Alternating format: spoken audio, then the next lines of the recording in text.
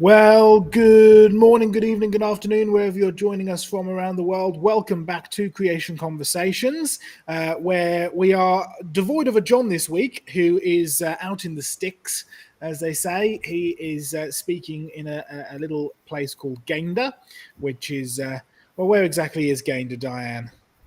Oh, it's in Queensland and It's in Queensland. west of Brisbane, but yes, it is fair way out in the A sticks. little bit out of the It's way, a so. nice little place. I have been there. Yes. But no, very limited internet and signal and all things like Mm. that. So we're without John, but we are joined by the rest of the team. We have got Dr. Diane Eager, we've got Craig Hawkins, we've got Dr. Glenn excuse me, Wilson, myself, and of course Sam Jenkins as well. So we are here to look after you, and that's all good. Our topic today is really part two of a set of topics. We dealt with distribution a few weeks back before we had a break to look at things like John Mackay on the BBC and John Mackay debating Richard Dawkins. We had a look at human distribution and all the Australian Aboriginals and some of the politics and so on and so forth that went around there. So we had a look at human distribution throughout the planet. Today we're looking at plant and animal organism distribution, right? And we've got some biology people. Diane and Craig both have backgrounds in biology and ecology, and it's going to be a fascinating topic to delve into and have a little bit of a look into how this all fits together, particularly in light of a biblical worldview. So we're going to dive straight into there, and I've also got a few little things to show as well as we go on. So we're going to dive straight into it, and Diane, we're going to go over to you first, if that's all right, to bring us a little bit about the sort of introduction to the topic, kind of post-flood migration and how that all fits together. So Diane, over to you. Yes, we regularly ask, well, if everything got off the ark or all the animals got off the ark, how did the kangaroo get to Australia? How come Australia has such unique and strange creatures? Surely they evolved here simply because Australia is at the back end of the earth, and so creatures must have evolved here because that's why they're so different. So you've got two very, very different worldviews in terms of how animals got to the different places they are all over the world. But the Bible clearly tells us that all the air-breathing, land-dwelling animals have only survived on Earth because they were on Noah's Ark. And we're told where Noah's Ark ended up landing in the Middle East. So how did they get all over the world? So I've just got a little brief summary here of some of the issues, particularly relating to Australia, but of course it's a bigger topic than that, so we do welcome questions about animals and plants all over the world. Craig's going to tell us some really interesting stuff about Australian plants. So if we can go to my slides. Just a reminder, while Sam's getting Diane's slides up, do get those questions in, because yes, we will have a time of questions as we go on. So any questions relating to this topic particularly, just send them into the chat. All right, they look like they're all up and ready. Yeah, they're all ready to go, Diane. Yes. Well, this was a question that was sent in to the Ask John Mackay website, which is our question and answer site. This was sent quite a while ago, but the site is still going and still open for questions. If you do have any, have a look through it. And if there are any questions that we haven't answered, there are several hundred questions there. You can send them in on the site itself. But this was one that came in. How did animals populate the world after the flood? And it was asked particularly in the context of Australian animals, which are a bit different to animals in the rest of the world. Surely they must have evolved here. But of course, every continent and every area has its unique animals. And these are generally described as being indigenous. In other words, that they evolved here, and that's why we need to protect them. And that's used as evidence for evolution. Well, let's just consider the big picture of the distribution of animals after the flood. It's interesting that people multiplied after the flood, but they didn't leave the Middle East for probably around 100 years, but certainly until the time of the Tower of Babel, whereas animals and birds would have started dispersing straight away. And that's probably a good thing in terms of the people were just as sinful after they got off the ark and started multiplying and defying God, just like people did before the flood. And when you only had small groups of animals, it's quite possible they could have killed off quite a number of the animals. But anyway, animals and birds would have started dispersing straight away. And we need to consider what the world was like. Um, Immediately after the flood, it would have been a lush green world because the ground was still wet. Remember, Noah had to wait in the ark until the ground was sort of firm enough and dry enough for things to live on the earth, and presumably for the vegetation to grow, so that the animals would have food. But the ground would have still been moist, and there would have been a lot of newly sprouted vegetation, but there wouldn't have been the sort of thick, very dense jungles, and there wouldn't have been deserts, which are a barrier to migrating animals these days. And there is evidence for that. There's evidence that incredibly arid places like the Arabian Peninsula, like the inland of Australia, which are incredibly dry now, uh, they were once lush places with trees and rivers. So no one disputes that. They just dispute the timing involved, but they don't dispute the fact that in the past, these were much wetter and lusher places. So the environment would have been much better for animals to migrate around the world on land than it is now. There wouldn't have been quite so many barriers. Um, so that's good for big mobile animals that can move by themselves. Certainly no problem for flying animals. So birds would have had no trouble dispersing all over the world. But what about small, slow animals? Because critics say, well, there are small, slow invertebrates, some of which are flightless. How could they have ended up being dispersed all over the world? Well, actually, Darwin made an interesting suggestion relating to snails. Now, there is a very slow land-bound animal. How did they spread out all over the world? Well, Darwin actually had a suggestion that birds could have carried them, and we certainly know that birds can carry invertebrate eggs and small invertebrates themselves on their feet and carry them all over the world. Darwin particularly made a point about snails hitching a lift with birds. And there was a study done back in 2006 of the genetics of a particular snail. Um, and they found that this particular land snail existed in all the way from the North Atlantic to the South Atlantic on different islands. So it's found in Europe, the Azores, which is sort of somewhere off the mid-Atlantic there, off about the level of Spain, and the Tristan da Cunha Islands, which are way down in the South Atlantic. And they looked at the genetics of these snails and decided, well, they are all one group of very closely related species. They had to be transported by some way that the snails certainly didn't swim all the way from north to south. As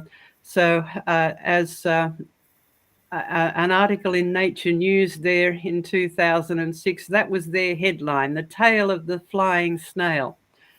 And now, if you are interested in how snails got all around the world, we have another question on the Ask site as well. How did snails survive Noah's flood? How did all the species spread all around the world? And we have a friend and supporter named Simon Terry who is an expert in snails and slugs. And in fact, he uses them to teach people about creation. And so he's written a very interesting article, which you can also find on the Ask John Mackay site. But let's go back to Australian animals. Australian marsupials are well known, Australian animals. Lesser known are the monotremes, which are the platypus and the echidna. Really interesting, unique animals that the evolutionists can't really explain how they got to evolve, but that's another whole issue. How did they get to Australia? It's a very long way from the Middle East, and there is a problem in that there's a fair bit of ocean involved in in going from the Middle East to Australia. They are certainly too big to be carried by birds, and they're not very good at swimming.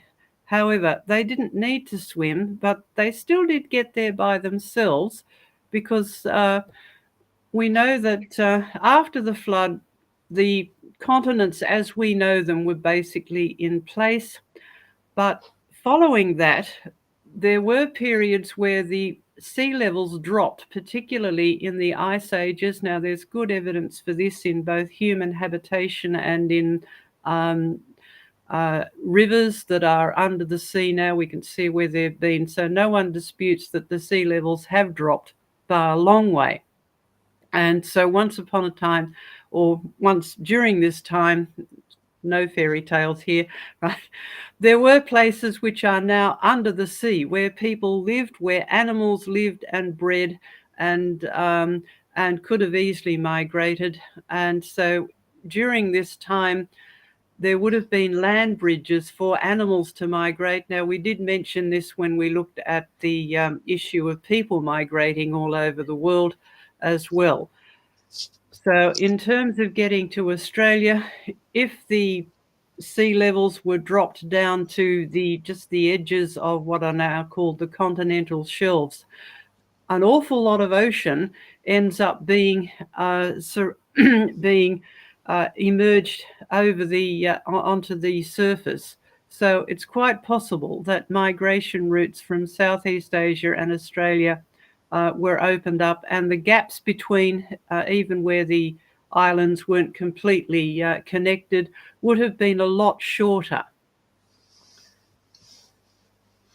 And the other thing we need to remember is that marsupials are not actually unique to Australia. They're also found in North, Central and South America, but they also could have crossed into the Americas from the Middle East by a region that is called Beringia, which is now at the bottom of the sea in the Bering Straits. But again, there is good evidence that people and animals actually lived on what is now the bottom of the sea.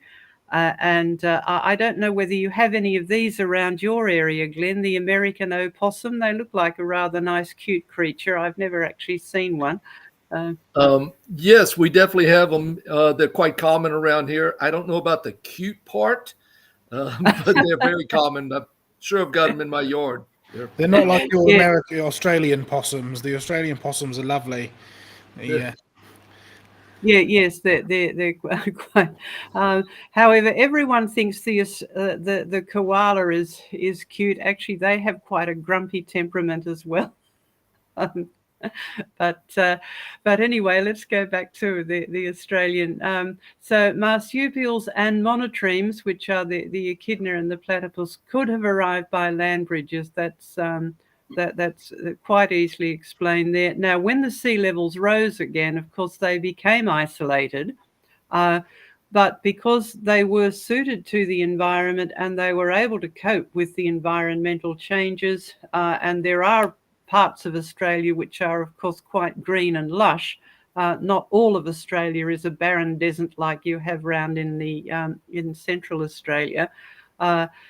They survived here. Now, keep that in mind. We'll come back to that. They didn't evolve here, but they moved here, and then they survived. But just a couple of other interesting things. There are other options for our ocean crossings, and we actually observe these going on today. Now, the other thing Australia is well known for are crocodiles. Apparently, crocodile stories get into the news all over the world. I remember staying with some friends in the UK, and there was a crocodile story on the on the BBC. And so when I was introduced to one of their neighbours, they said, "Oh, we know about Australia. Your country is lethal. You have crocodiles and all sorts of other dreadful things there." Now, this particular crocodile, known as the estuarine crocodile, they're also known as saltwater crocodiles or sea-growing crocodiles, because they live in the river estuaries rather than inland in the freshwater rivers. And they are actually observed to go out into the sea. And so a group of scientists decided to track these and see how far they could move. And it's interesting, this study was done quite a few years ago, and one of the people involved was Steve Irwin, who has since passed away, of course. And they found that crocodiles could actually use surface water currents, tidal currents, and they could travel very long distances. And they were just tracking these around northern Australia, and they did find that some of them could start off on the east coast of Cape York, which is the sort of large pointed bit on the northern part of Australia, go all the way through the Torres Strait and end up hundreds of miles down the west coast. So they tracked the crocodiles for quite long distances, and they found that they were using surface water currents. And there is plenty of anecdotal evidence of crocodiles being seen quite far out to sea. And so this was their conclusion, that their study demonstrated that this particular crocodile dramatically increased their travel potential by riding surface currents, providing an effective dispersal strategy for this species. Now, the reason that they wanted to do this study is that this same species is found throughout Southeast Asia.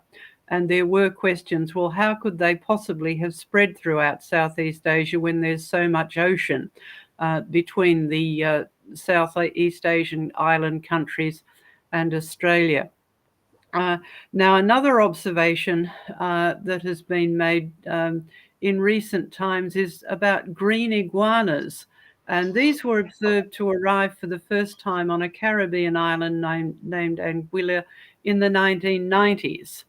And so some scientists carried out a study of these, and they looked at the weather in the Caribbean, and they found that when there were a lot of storms, and particularly hurricanes, but just bad storms, where you get a lot of debris and mats of vegetation being ripped up and then floating in the ocean. Is it possible for these rafts, as it were, to carry small animals? And sure enough, they found that iguanas were quite good at raft riding. And this was the conclusion that they came up with.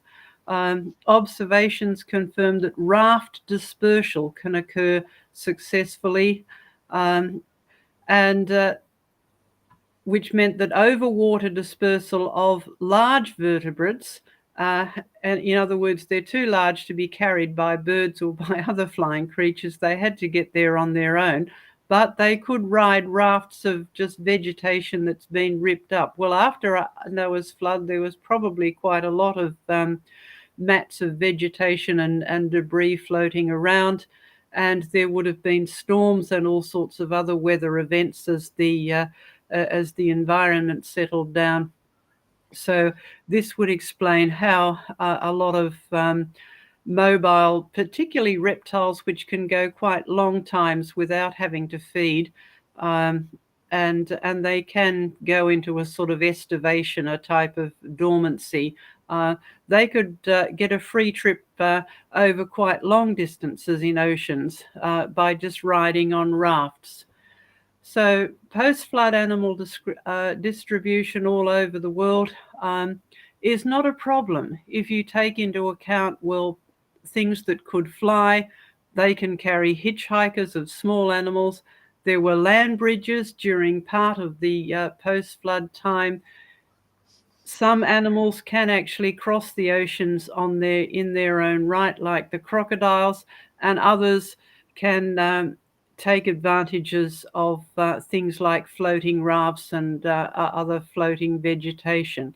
So if we go back to this whole idea of supposed indigenous animals, we can explain why you have unique animals in different parts of the world. They did not evolve where they live now, right?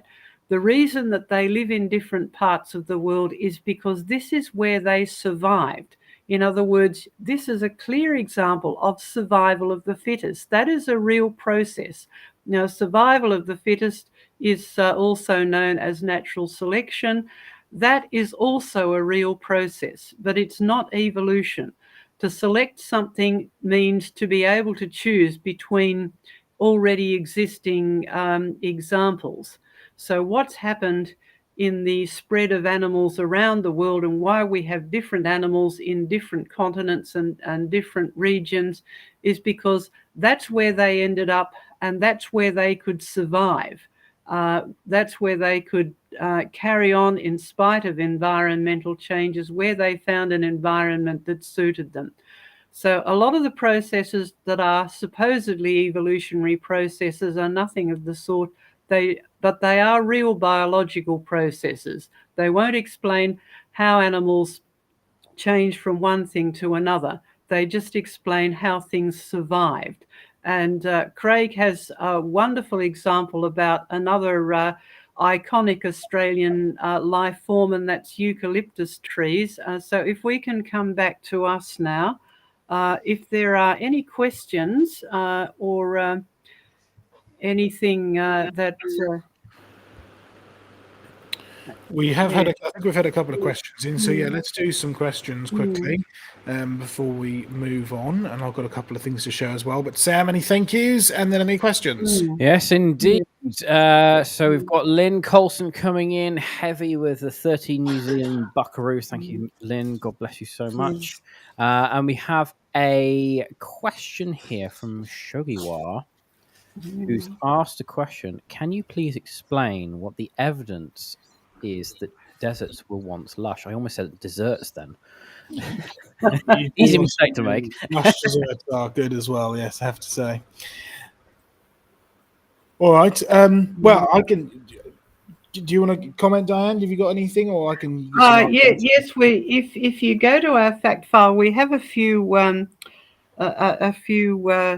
examples of this, but certainly the Arabian Desert, the Sahara Desert, and the inland Australia.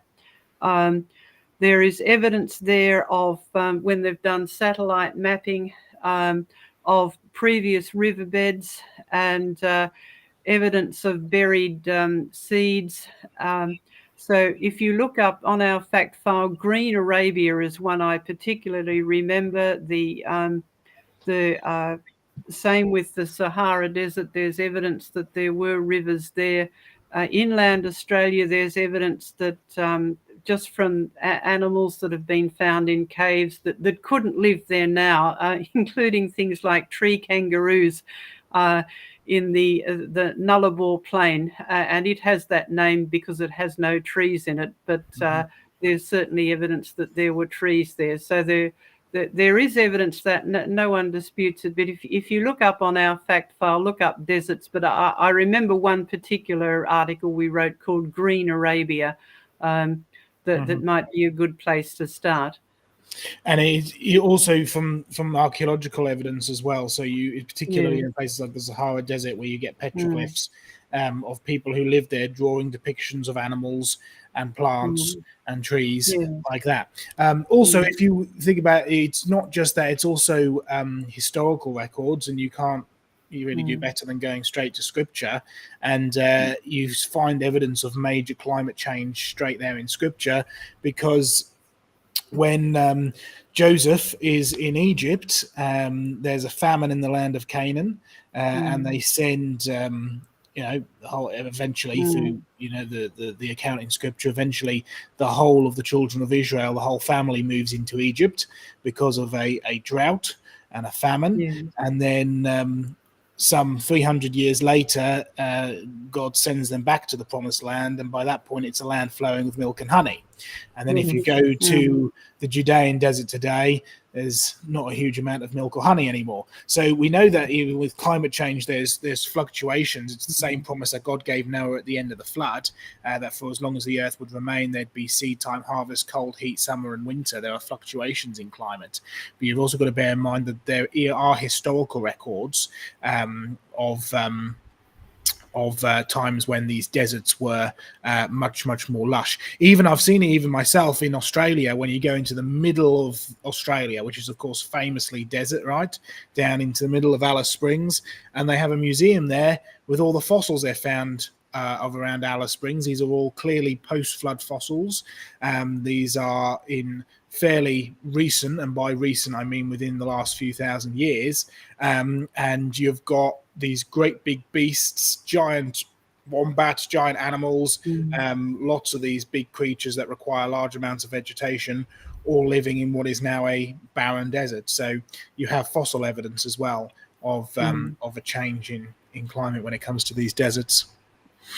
I think we tend to think, as evolution proposes, that the present is the key to the past. And we think of how conditions are now in our lifetime.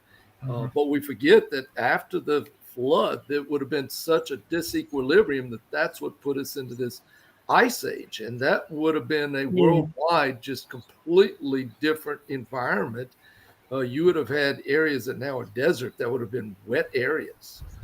Yeah. They would have been savannas. So it's just today what we see is not the way it was in the past. And it amazes me as to how quickly the land can change. In the area that we moved from in Mississippi, we look at pictures from back 1900 to 1930, and it was just erosion everywhere. No trees. They had stripped the area of trees just to plant cotton after the Civil War, and it was called the Badlands of the Southeast. It was just devastated. And now you drive around there and all you see is trees everywhere, green, lush trees. Just 100 years, less than 100 years. Yeah. Very good. We'll come back to questions in a little bit. I see you've got a part two there, Shogi, as we'll come back to that in a little bit. But let's move on now, because we're going to go over to Craig in just a second. Before we do, I just want to hold up one or two things, because when it comes to things like dispersion or dispersal and seed dispersal, I just had a few where you can probably just about see behind me which side, that side. We have a seed display and a dispersion display here at the museum, which we're currently renovating and doing up in Oswestry in the UK. And I've been collecting seeds and nuts for many years, and the collection has kind of grown and grown.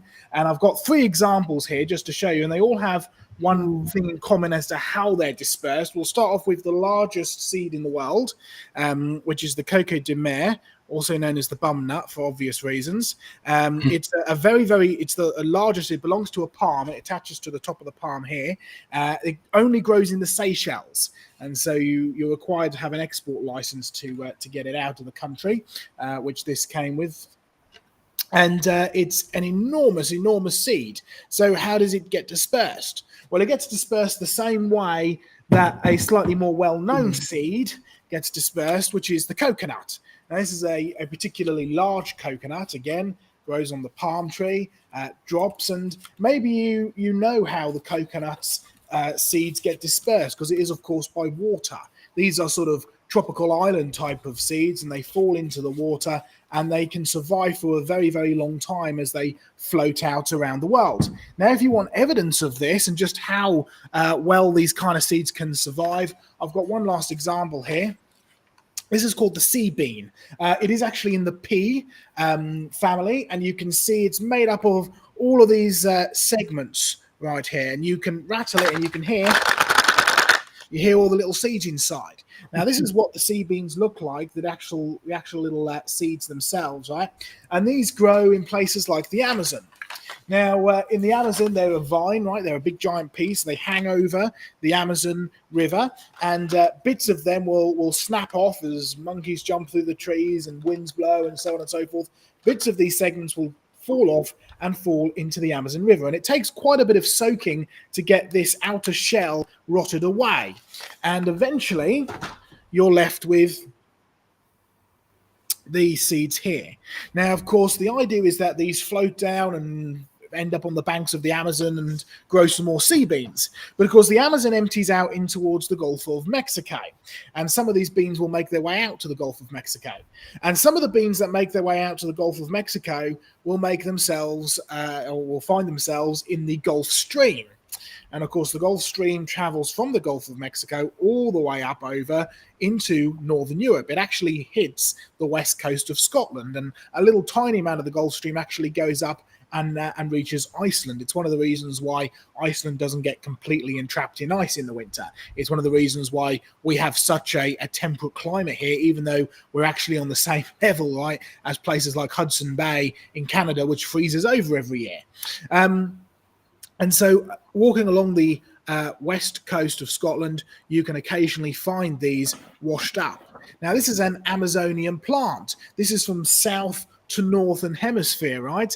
And you can just see how far these things can survive, and these things get washed up on the top of Scottish beaches. And actually, if I wanted to actually grow one of these, I would have to soak it in water for about 2 months before it softens up enough to be able to sprout and actually then plant it. So it actually requires a lot of water and a lot of soaking in water to be able to actually grow. So we've got no issue with getting certain plants vast distances across the world, but also even potentially surviving a global flood. Remember, what was the flood coming to judge? Well, the Bible says that it killed off land-dwelling, air-breathing animals. So not the sea-dwelling animals or the sea-dwelling, air-breathing animals, but also not the plants either. These things can survive for amazing lengths of time. In fact, we can go into places like the ancient Egyptian tombs and still plant seeds that have been stored there in a cool, dry environment for sometimes up to 3,000 years, and you're able to still plant them and grow. So I just thought I'd show you a few little interesting things from our seed collection. But if you want to come and visit the Creation Research Centre in Oswestry, you can obviously see a lot more in person. But we're going to go over to Craig now, who's got our next section as we have a look at Indigenous plants from a biblical worldview. So, Craig, over to you. Right. Thanks, Joe. Very cool seeds you've got there. They look really good. Now, is that operating? I've just got to click on it, I think.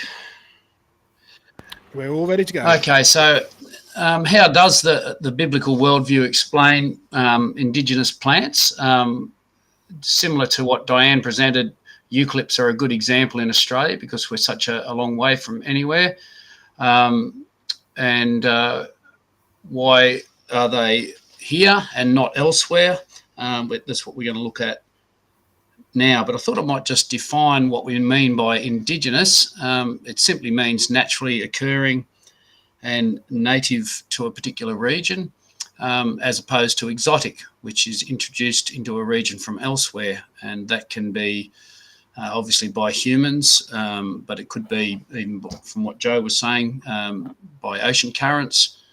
If Scotland was warm enough for them to grow, those plants from the Amazon, for example, or even, as Diane presented, technically those snails that are distributed by the birds are exotics that have been introduced to those islands.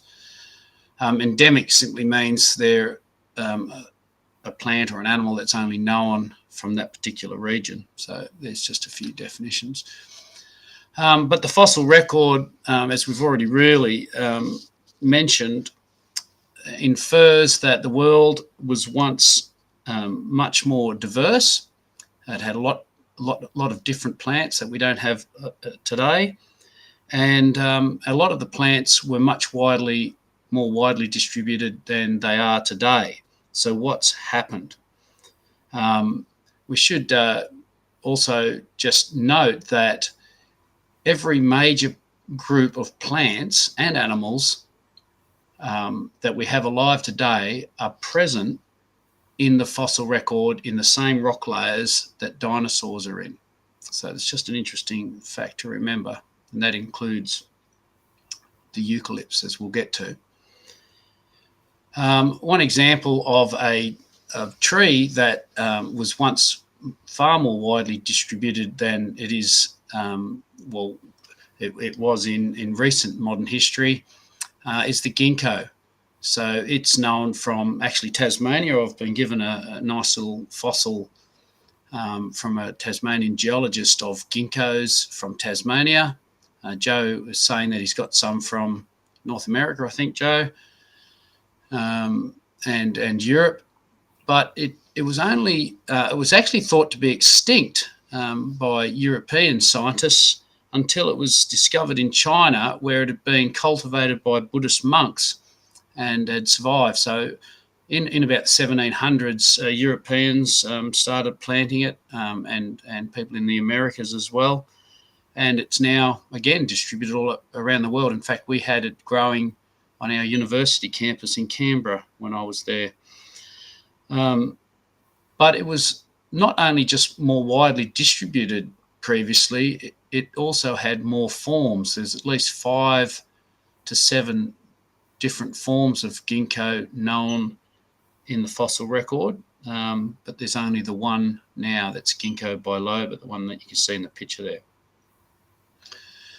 So there's 3 key factors we need to consider influencing plant distribution from a biblical viewpoint, from a biblical worldview, and that's, of course, the pre-global flood distribution of plant kinds. Why do we find fossils in certain countries now? Well, that's simply where they died, not necessarily where they lived, I guess, but we can infer some things that from the Bible, that the world was once a single large landmass, because in Genesis it says God gathered the water to one place. So from that we can assume the land was in the other place, and therefore it was one big landmass, and therefore plant distribution, would have been perhaps much more simple there by animals and people and so on, and wind and water flow down rivers and so on. Would have been quite different, but it's largely speculative because it's a world that we don't really know today.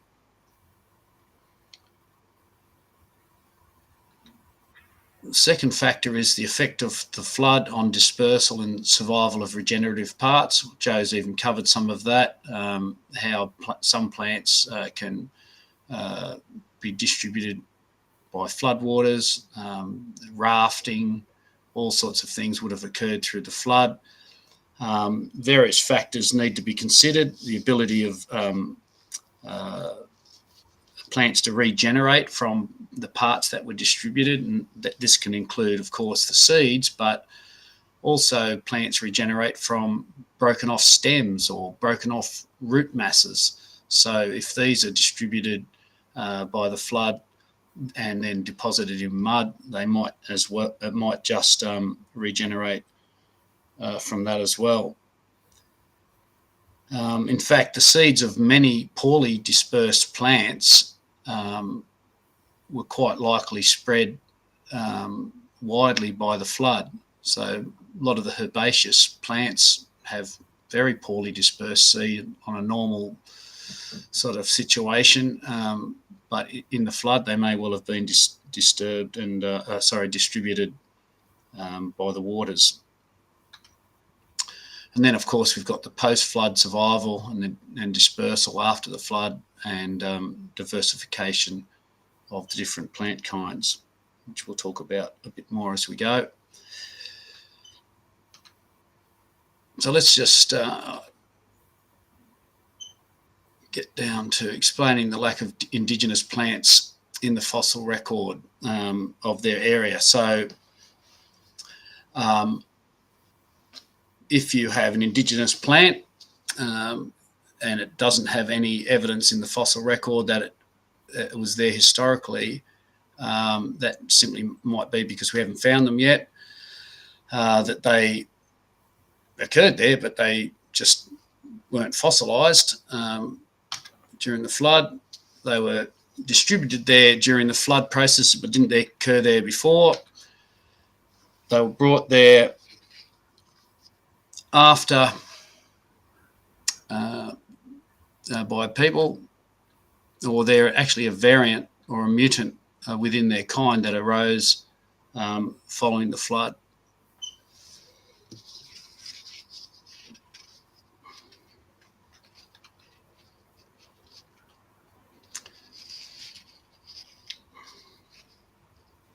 So I'm just lost myself here a little bit. It's all right. Take your time.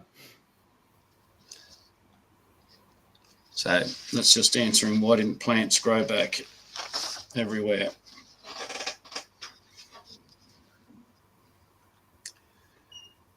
Let's just get on to the eucalypts. Eucalypt distribution is a good example to look at. Currently, the genus Eucalyptus is only known from Australia, Indonesia, Timor, and the Philippines.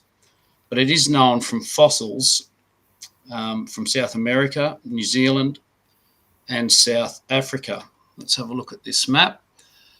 So the red dots there are where the fossil evidence is saying they once occurred, and the green dots is just basically indicative of where they are now found. So we just want to ask, why didn't they regrow in New Zealand, in South America, and even Africa after the flood? Well, other plants, including casuarinas, they're a type of oak tree that occur in Australia. They didn't survive in South America or New Zealand as well. Acacias, or which we know as wattles, callistemons, which are bottle brushes, they still exist in Australia as well, but didn't regrow in New Zealand, but they are there also in the fossil record in New Zealand. Conversely to that, plants known in the Australian fossil record no longer occur here, but are still found in places like New Zealand and South America. So what's happened? And the simple explanation is that the world has substantially changed, and it better explains this dilemma that is raised in a scientific publication by people that hold to evolution. They say this: however, the reality is that eucalypts did become extinct in South America, and reasons for this are at present one of the great unsolved questions of Southern Hemisphere vegetation evolution. Well, I think if you have a biblical worldview, you can understand the answer to this dilemma a lot better. The flood really helps to solve the evolutionist problem, as well as the changed post-flood environment, because the right growing conditions for those species simply didn't occur post-flood. They might have occurred in South America, they might have occurred in New Zealand. They were destroyed there in the flood, and the growing conditions changed after the worldwide flood, the first major climate change, and they just simply can't grow there. Both the southern parts of South America and New Zealand are wet, cold environments, and these are not environments conducive to eucalypts, especially given the fact that there's a lack of fire. So eucalypts can occur in cold climates, including in the mountainous areas that have snow and so on in Australia. But those areas are regularly burnt as well, and certainly would have been burnt in summer by Aboriginals. But in New Zealand and South America, there's a much lesser fire regime. Possibly soil microorganisms that are associated with eucalypt growth didn't survive in those regions following the flood. Or we could also propose that eucalypts did survive in New Zealand and in South America, but as another component of the broader created kind, the broader eucalypt kind. And we'll just have a look at that a little bit later. So Australia has changed as well. The changed environment after the flood, would obviously include temperatures. We've just been talking a little bit about that. Joe mentioned the droughts and so on that came on after the flood period. It's mentioned in the Bible. Soil conditions can change, soil fertility, even the pollinators present can influence what plants might have survived in a region. Scientists acknowledge that the fossil record in Australia, as Shoghiwa's question alluded to, was once warmer and wetter. There were a lot of lush plants preserved in Central Australian fossil deposits, and that's where some of the evidence is that it was much better as well out there. The argument has been that eucalypts and other Australian plants evolved as the climate has dried out. So that's the evolutionary worldview, is that eucalypts actually evolved in Australia as the climate dries out. And this infers that eucalypts would not have lived in those warmer and wetter environments, those lush environments previously, but that rather they evolved in response to the climate change. So we need to really be able to answer this question: did eucalypts evolve to survive in the Australian environment?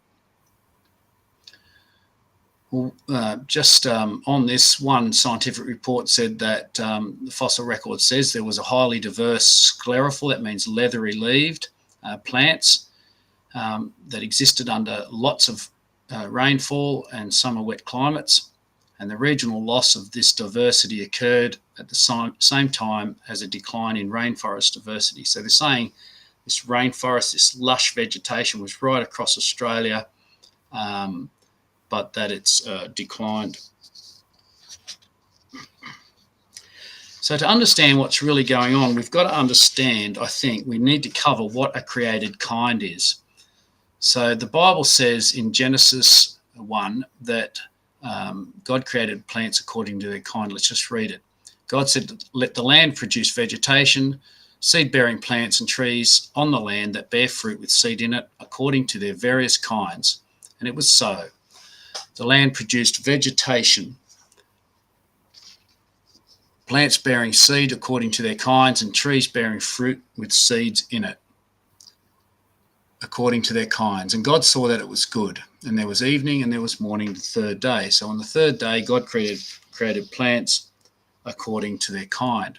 So we need to ask, what is a created kind? And here's an example we have at our museum. Where on down the left-hand column, you've got the various taxonomic levels that many people will be familiar with, starting at the top with the plant kingdom. Down the right-hand side, it's an example using the Tasmanian blue gum, how it's defined within that classification system. So the bottom two of that would give you Eucalyptus globulus, the way we normally define a species. But a created kind might not have been that Eucalyptus globulus. It may well have been in the Myrtaceae family level, and this includes a whole bunch of trees and other plants as well. But there's some important factors for understanding variations in created organisms. Now, this is a little bit technical, but hopefully I can get it across understandably. If you understand that a created kind is not necessarily a species as we know them in the modern world, but could be of this family, then it will help you understand how similar looking but nevertheless different species of plants can fit within the biblical creation framework. Secondly, you'll have to accept that plants can exhibit changes within their created kind, but that is normally a result of what genetic characteristics it started with in the ancestral form, not what they've evolved. It may even include some mutations, but it's not from what characteristics it has evolved from some other sort of plant, starting from algae, going right up through various what they would call primitive plant forms until you get these more advanced plant forms like eucalypts. We don't accept that has happened because that would step outside of created kinds. In other words, the biblical model of plants is predicting that created kinds have genetic and physical boundaries as to how far they could vary from their original ancestral created kind. Nevertheless, it's important for us to accept that the ability to change within those limitations is part of God's creative genius.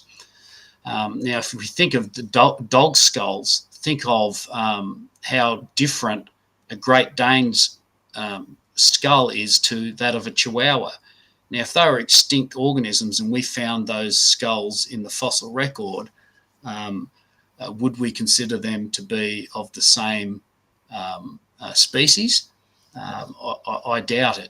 I think people would think that they, just from the variation in their skulls, were completely different species. But we know today that they are indeed of the same created kind. Now, a eucalypt ancestor was believed to be this plant here called Metaceodites eucalyptoides. It was only known in the fossil record from pollen, and in fact, initially that's what was known in South America from pollen records, but they did find eucalypt fossils later. And in Africa, the Burundi site in Africa is only known from this ancestor. And Metaceodites has quite a distinct pollen, but a discovery of a fossil eucalyptus flower in South America just in recent years has enabled fossil pollen to be examined from that flower. The pollen discovered had two distinct forms, and they examined over 60 grains from the one flower that they had found in the fossil record. And what they discovered, it was definitely a eucalypt flower, but the pollen found was from this Metaceodites. So Metaceodites is a eucalypt. And the authors of the paper said this, that both forms of the pollen were produced by the one individual. So there was different types of pollen in the one flower, showing a diversity in that eucalypt ancestor, that created kind. They also said that the pollen grains found within the anthers have features that are highly variable. And this remarkable variability could have led to the identification of at least two different species if the grains had been found isolated or dispersed in the sedimentary rocks. In other words, if they found those two different looking pollen grains and no other evidence of the eucalypt, then they would have been regarded as different species, but clearly it's come from the one flower. So this shows diversity within the one plant and diversity that was already there, and Metaceodites was a eucalypt all along. It wasn't an evolutionary ancestor as such. So you can see how evolutionary scientists can get confused by this variation that can occur through natural selection and within the actual created kind.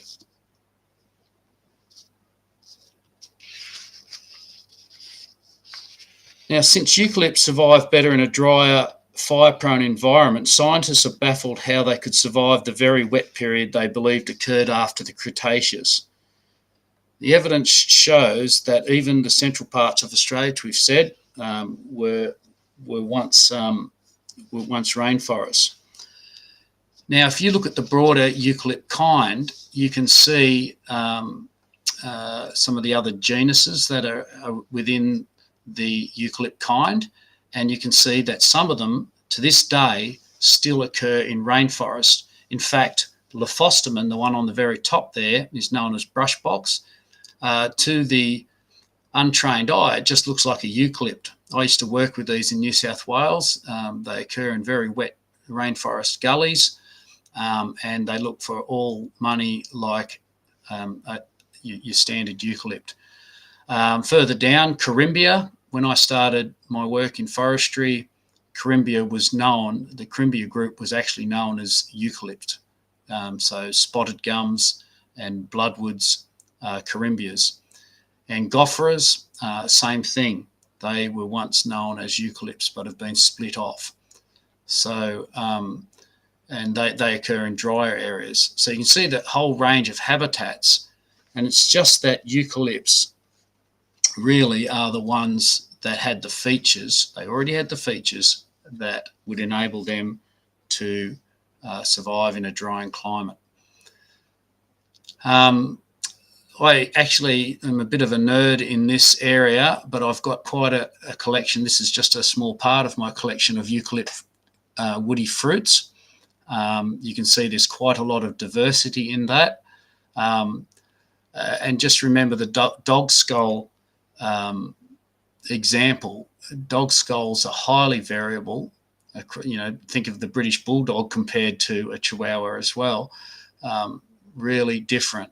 And I think that's what's going on here with the eucalypt kind. Right in the middle, I'm not sure if you can see it, is my arrow there. Yeah, it's coming across just down where my arrow is there. That's actually an Angophora there in the sort of middle of the middle row.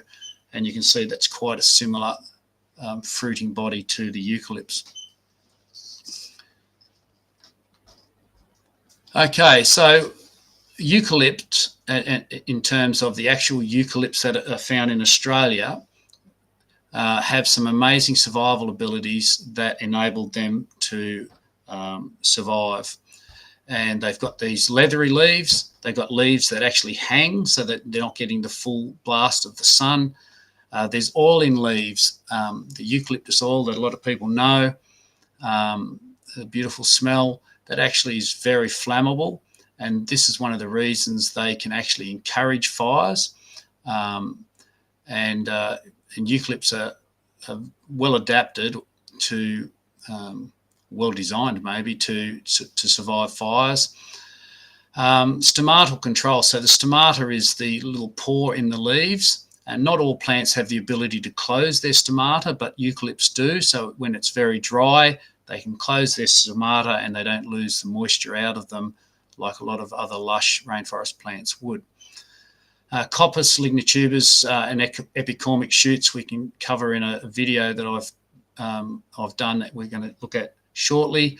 Woody fruits, the seeds are protected in these woody fruits that I just showed you, and that's how they can help survive fires. And the mycorrhizal is the fungal partnership that they have in Australia. Okay, so Sam, maybe you could play that video now just to show some of these lignotubers and so on. One of the features that helped eucalyptus survive in a drying environment in Australia is their ability to send shoots up from the stump. It's called coppice. And in the deserts, for example, mallees, which are basically stunted eucalypts that send lots of different stems up from a stump, from a base, can survive and come back from a drought, fire, or even cutting. So let's just have a look at some examples of coppice on a Tasmanian bluegum. You see there lots of shoots coming out of the base of a tree. Lots of them there. There's probably at least 20 or 30 shooting up, and each one of those can become a tree in their own right. This one's a 7-year-old blue gum, and you can see the shoot that has grown into a tree off the old stump.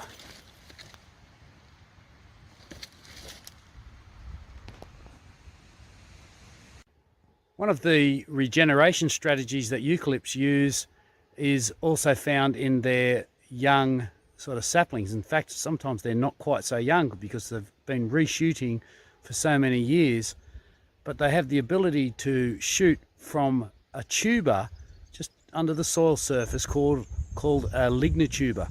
And we're on the edge of a road here, and there's a number of eucalypts that keep coming up after the slashing, and we'll see if we can find a lignituber on the base of one that will pull up. There's one right here, and we'll see if we can pull this guy up and see what we find.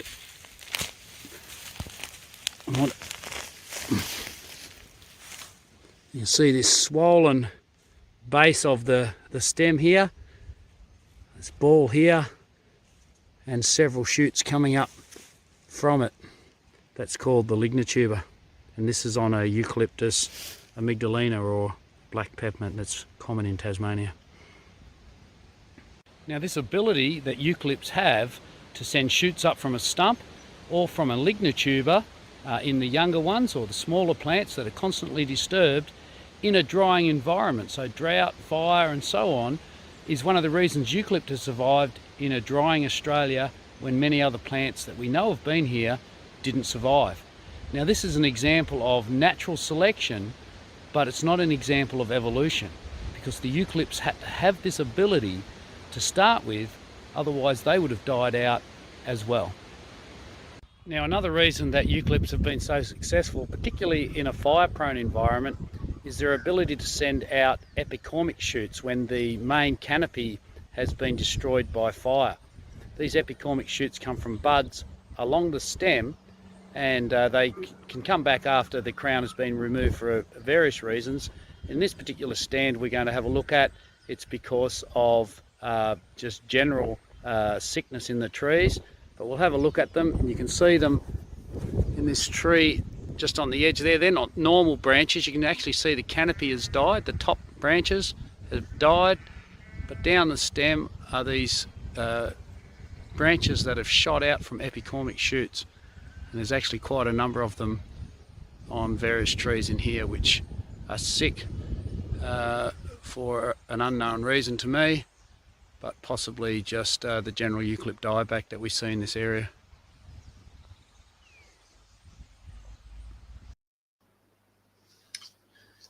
Okay, thanks, Sam.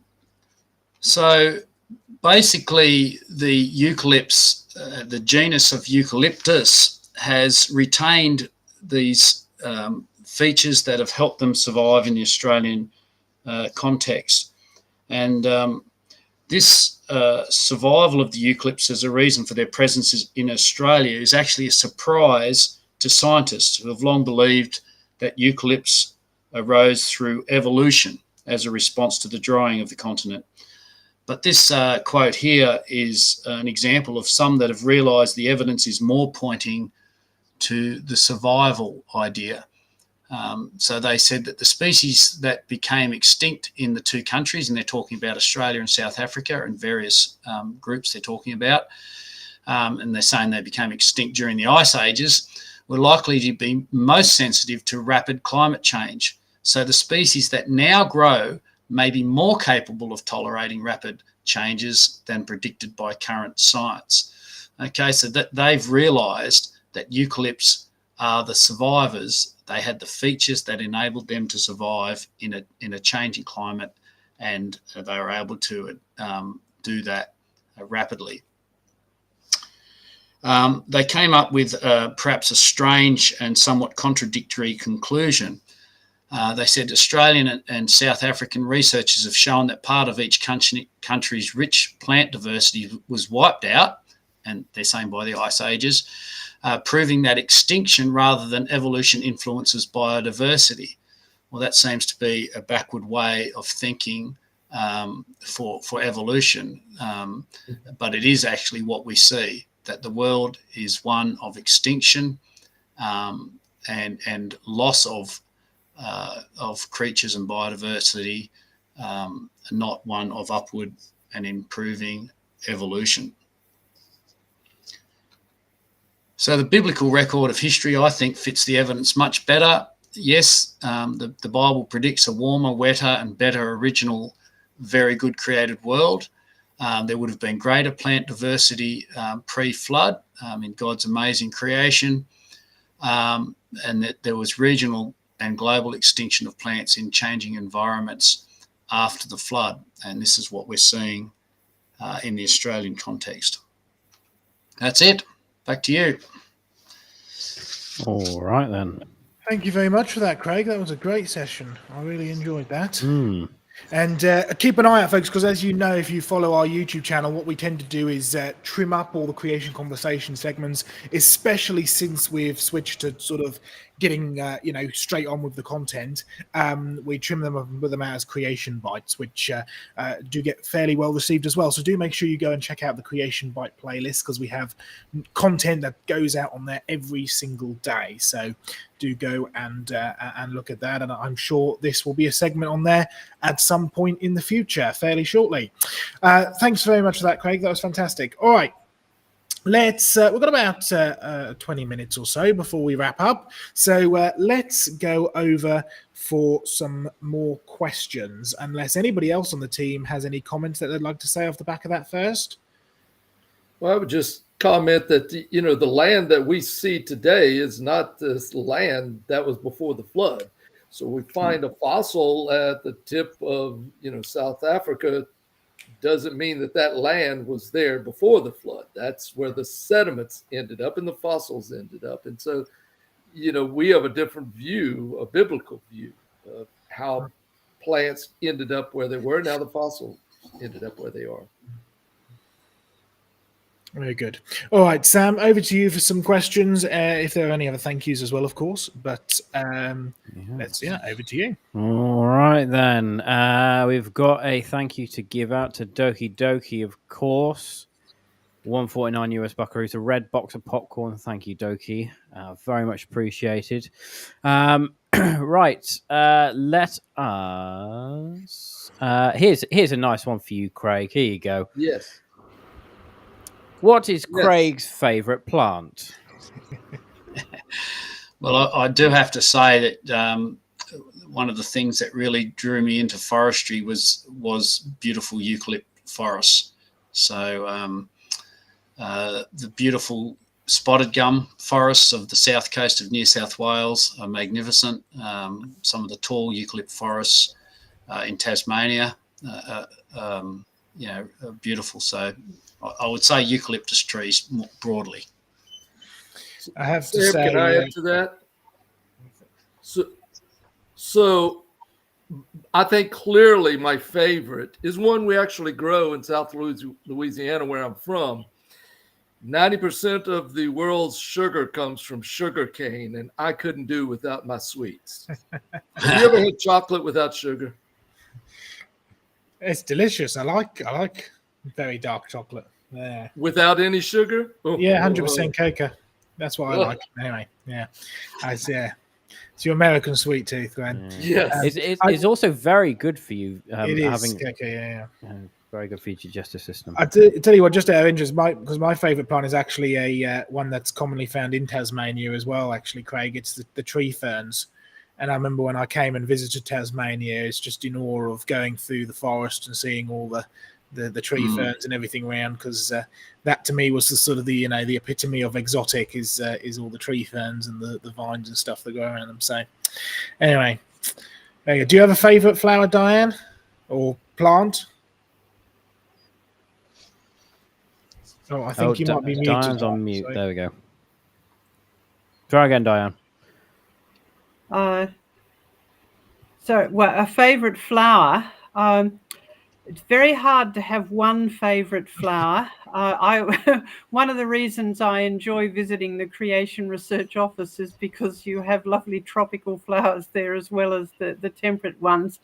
In terms of temperate climate flowers, I think I'd go for sweet peas, because they're actually self-fertilizing, but they are very fragrant and very beautiful, lots of colors, but they don't actually need insects to fertilize them. So they are made just for their beauty, but of course flowers are the way that plants reproduce, and so I really love the interaction between plants and animals. So I think one of my favorites is that very weird one called Stanhopeia, which has the very, very fragrant flowers and is so well designed so that bees fly into them and literally fall down through the flower.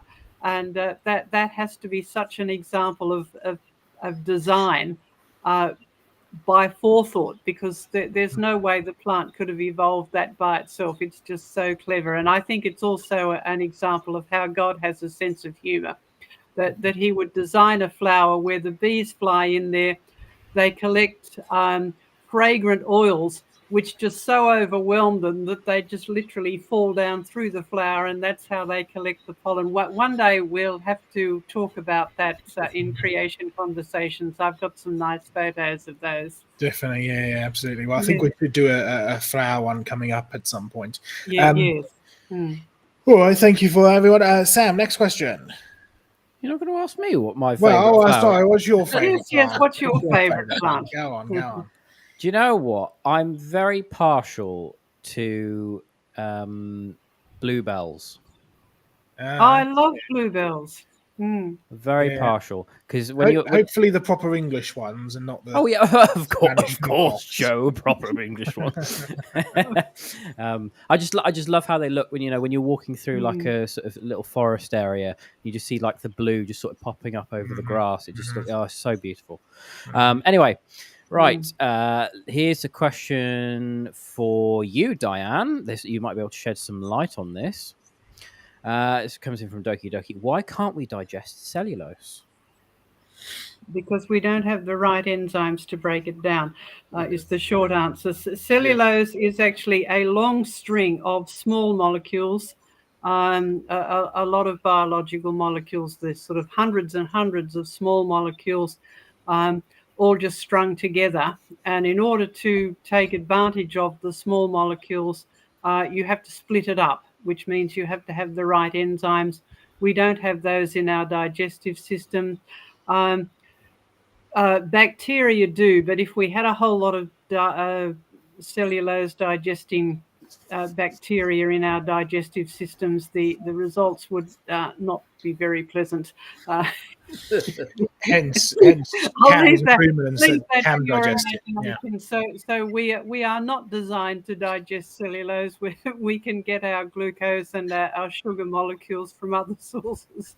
But I would just add on to that doesn't mean that it's actually a bad design, because you think about crocodiles, right? Crocodiles swallow stones. Well, why would crocodiles, why haven't they evolved stone digesting abilities? Well, the answer is they actually need the stones in order to help with their digestion. And even though we can't digest cellulose, which is you can think of it like a bit like fiber, right?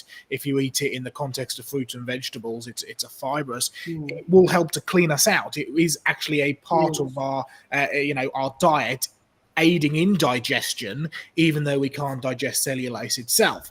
And if you think about it, when God created the world and he said to Adam that everything was good for him to eat, he's made a perfect world, a very good world where the climate is also very good. If you think of cellulose heavy plants, things like grasses, right, and you think about where they grow in the world, you have enormous areas of just pure grassland and nothing else, right? You think the savanna of Africa, you think the steppes of Asia, you think the pampa of South America, right? The grass is just everywhere and nothing else is there. And so you need to have a very specially designed gut, i.e. a ruminant, right, with your 4 chambers and, as Diane pointed out, your lots of bacteria to be able to digest that.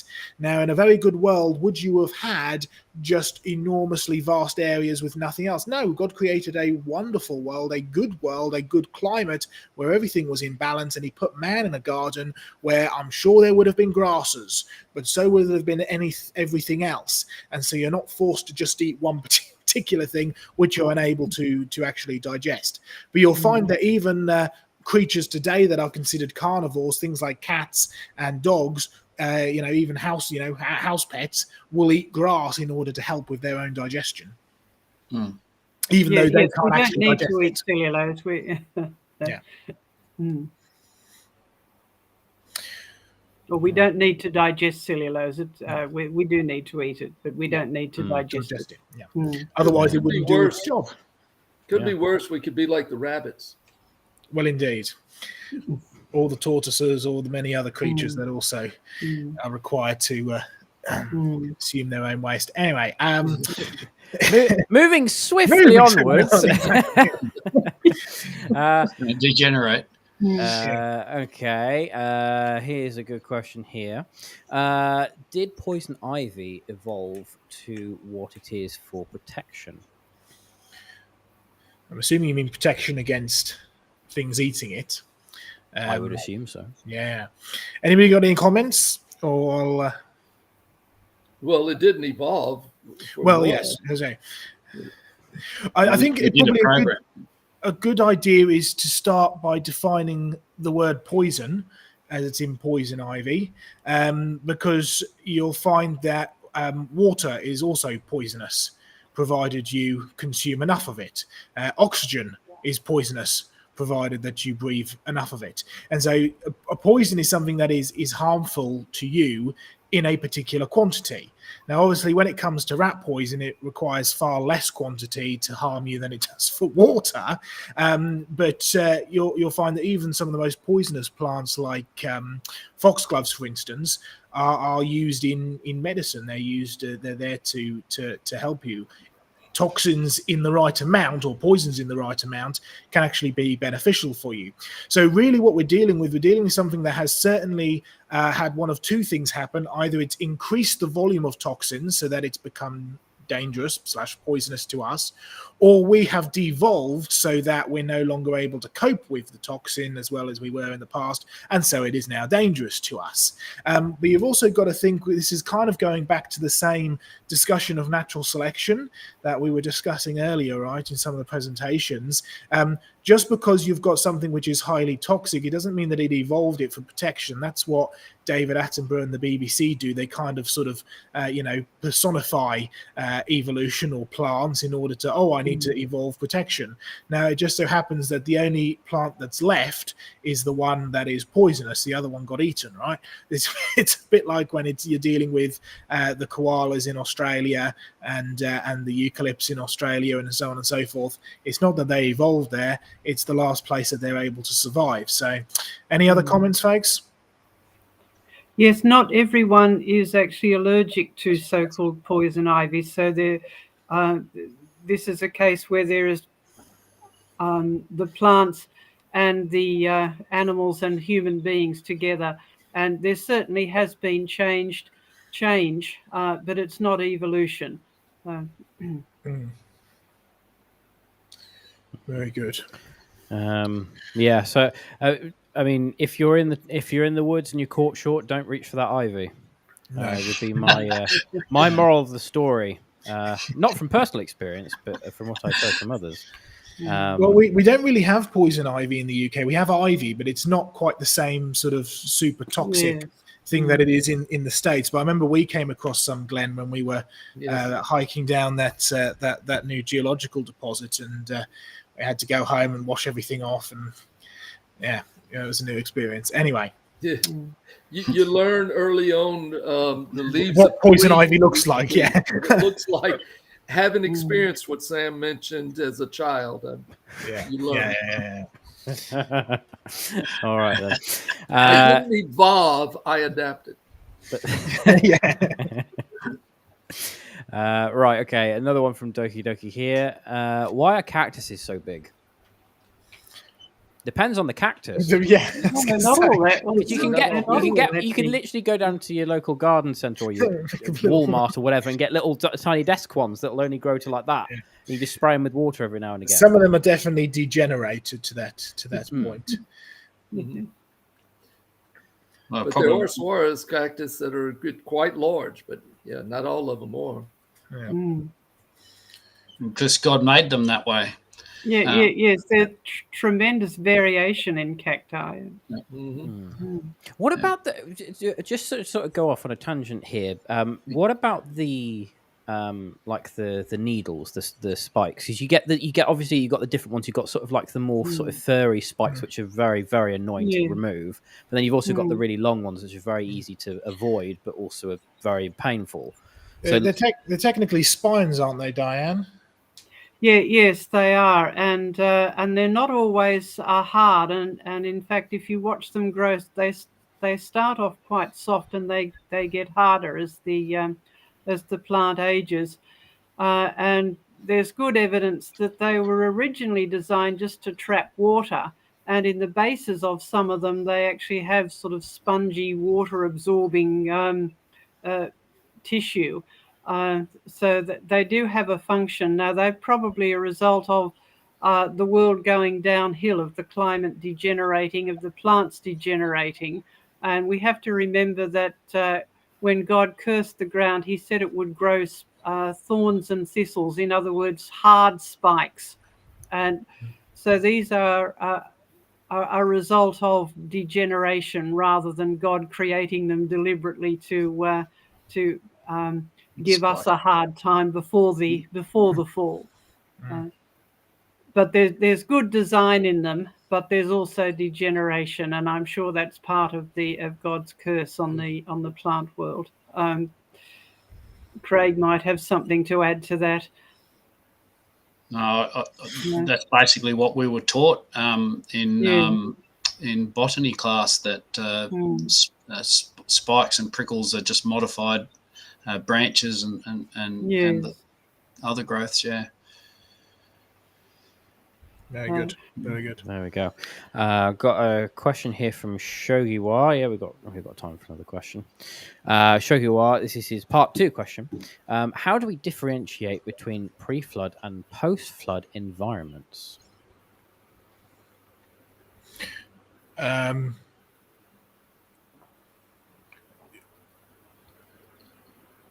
just trying to think through the question there.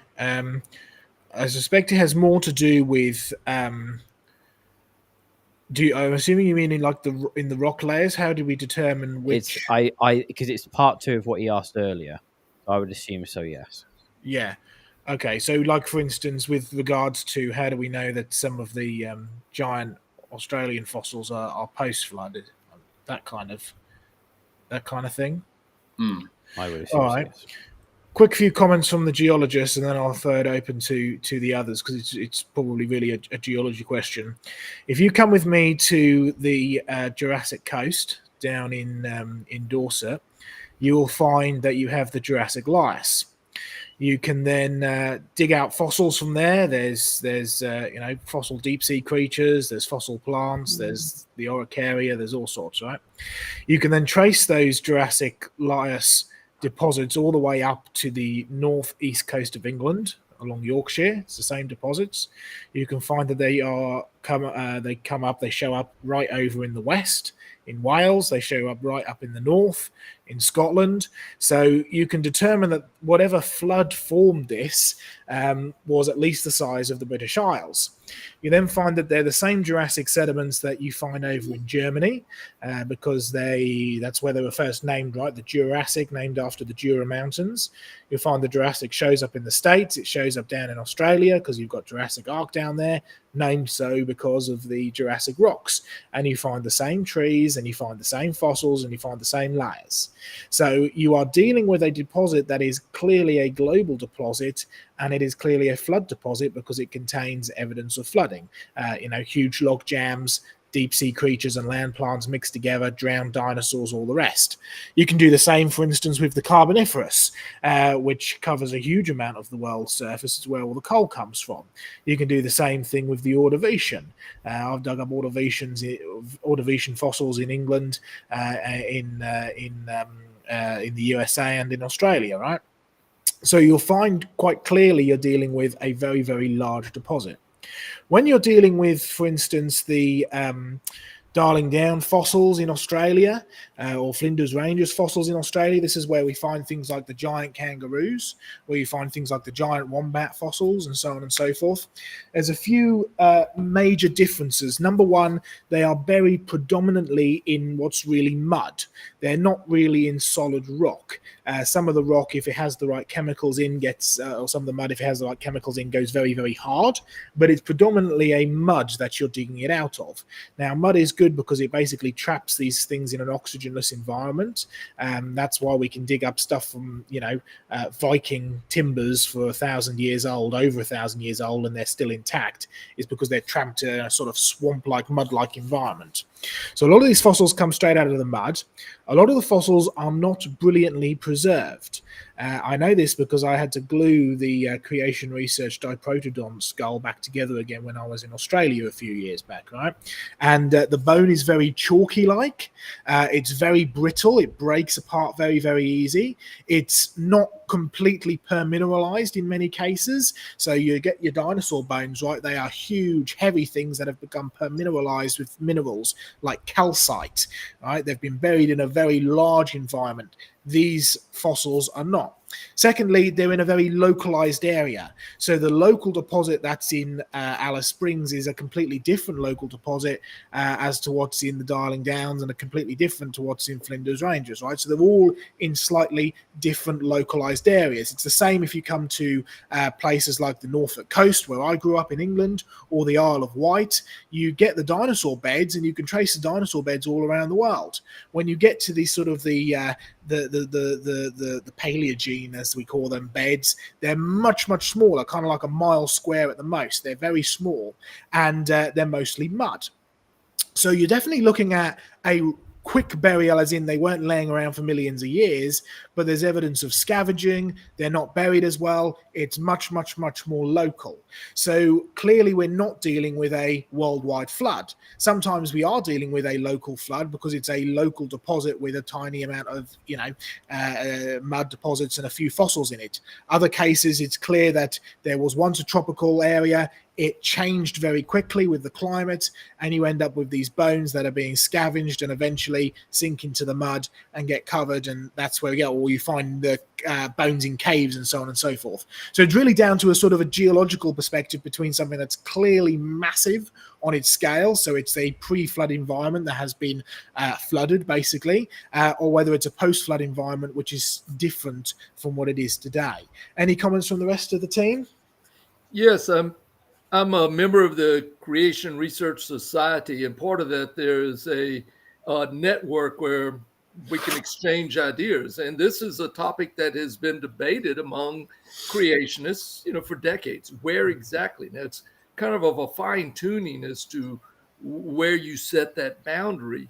But many people have put together criteria so that you can go out and map and determine, and they're still working on that. And so this past week, that's been one of the hot topics in Creation Research Society's internet networking, is modifying those schemes as to what criteria you use to distinguish between the pre-flood and post-flood. So that's an area of research. That's why we do the work that we do. That's why we need people like Joe and John adding to that knowledge base. Where do you make that distinction? What criteria do you look for to be able to map them? Yeah. I think there's one very quick last question, which was addressed to Craig. Yes, this one. From Alan. Yeah, you got that? And then... There we go. Good morning from New Zealand, Greg. I'm assuming Good job, Craig. Sam. Do you find that the mallee trees are quite salt tolerant, as there are regions around the Murray that have higher salt content? Thanks. Well, I haven't had a lot to do with mallees, but regarding eucalypts and salt tolerance, generally they're not great with salt, eucalypts. Some are better than others, but some members of the broader Myrtaceae family, certainly like Melaleucas, can be pretty good with salt. So it wouldn't surprise me if mallees had some salt tolerance capabilities, but I can't really answer it from any experience of my own. All right. No worries. Thank you for Sorry, that. Alan. All right. Well, it's about time that we wrap things up. We're on the hour and a half, and yes, so you should, Sam. Apologise. Anyway, Yes. Nice Ray Comfort impression from Doki. well, there we are. There's a compliment. All right, folks, it's time to wrap things up now. I hope you've enjoyed that as a program. I certainly very much appreciated Craig bringing that section on the Yes. eucalypts and everything else. So keep an eye out as we bring more things to the table. Coming up, what have we got coming up next week? Is it the question and answer, Sam? It is the question I and think it answer. is. Yeah, excellent. Well, I know we've had lots and lots of questions over the past few weeks, so we'll have been banking them up, and Sam's got a lovely organised spreadsheet of them all, and we will bring them to the table next week, and of course answer your questions in live as we go. So, Lord willing, John will be back with us then, and do tune in a week's time for Creation Conversations as we do the Q&A special.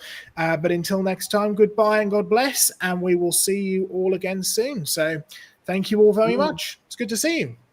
Bye-bye. Yes, goodbye. Bye, everyone.